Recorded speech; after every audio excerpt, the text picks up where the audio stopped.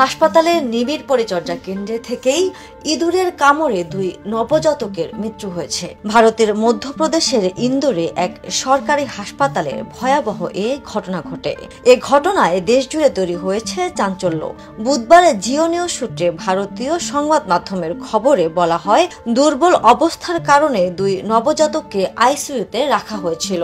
এ সময় ইঁদুর এক নবজাতকের হাতের আঙুল ও অন্য শিশুর কাঁধে কামড়ে দেয়। হাসপাতাল প্রশাসন জানিয়েছে, আক্রান্ত শিশুদের একজন কন্যা শিশু, যার ওজন মাত্র 1.2 কেজি ছিল এবং নিউমোনিয়ার কারণে তাকে হাসপাতালে ভর্তি করা হয়েছিল। অপর শিশুর ওজন ছিল 1.6 কেজি এবং সে ভেন্টিলেটরে ছিল।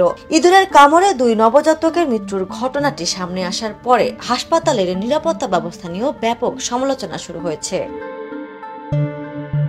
আন্তর্জাতিক ডেস্ক, দ্য নিউজ। দেশে দেশে সবার সাথে, দ্য নিউজ।